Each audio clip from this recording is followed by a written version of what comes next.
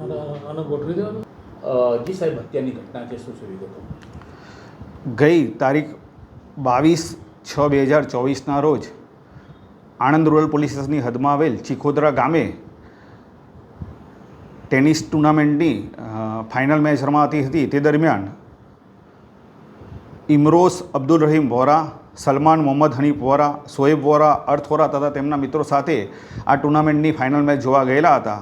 તે દરમિયાન ઘેટો અને હેલો નામના બે વ્યક્તિઓ મોટરસાઇકલ લઈને આવેલા અને પ્રેક્ષકો સાથે ટચ થતાં આ બધા વચ્ચે બોલાચાલી થઈ, ગાળાગાળી થતાં ઘેટો અને હેલોએ તેના અન્ય મિત્રો શક્તિ, વિશાલ અને ફૂલીઓને બોલાવી આ તમામ વ્યક્તિઓ સાથે બોલાચાલી કરી, ગાળાગાળી કરી અને ગળદાપટોનો માર મારી અને આ ઝઘડો થયેલો હતો.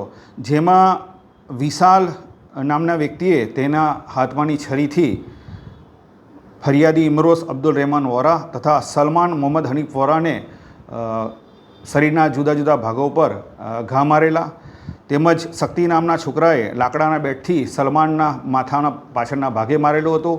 જેમાં ઈજાગ્રસ્તોને તાત્કાલિક હોસ્પિટલમાં એડમિટ કરેલા. આ હોસ્પિટલની સારવાર દરમિયાન સલમાન મોહમ્મદ હનીફ વોરાનું કરુણ મોત નિપજેલ છે. આ બાબતે ઇમરોઝ અબ્દુલ રહેમાન વોરાએ ફરિયાદ આપતા આણંદ રૂરલ પોલીસ સ્ટેશનમાં મર્ડરનો ગુનો રજીસ્ટર કરી અને તપાસ તજવીજ હાથ ધરવામાં આવેલ છે. કેટલા આરોપીઓ વિરુદ્ધ ગુનો નોંધવામાં આવ્યો? હાલમાં ફરિયાદીએ ઇમરોઝ અબ્દુલ રહેમાન વોરાએ પોતાની ફરિયાદની અંદર ઘેટો, હેલો, શક્તિ, વિશાલ, ફૂલિયો તથા બીજા 3 થી 4 જેટલા અજાણ્યા ઇસમોના વિરુદ્ધમાં ફરિયાદ આપતા આ બાબતે ગુનો દાખલ કરેલો છે. આ બાબતે નજરે જોનાર સાહેદોના નિવેદન મેળવી ઘટના સ્થળેથી વિડીયો ફૂટેજ જે પણ મળી આવે તેનો અભ્યાસ કરી અને આ ગુનામાં સંડોવાયેલ તમામ આરોપીઓને હસ્તગત કરવાની તપાસ તજવીજ હાથ ધરેલ છે. કઈ કઈ કલમો હેઠળ ગુનો નોંધવામાં આવ્યો? આ બાબતે રાયોટિંગ તથા મર્ડરનો ગુનો રજીસ્ટર કરવામાં આવેલો છે.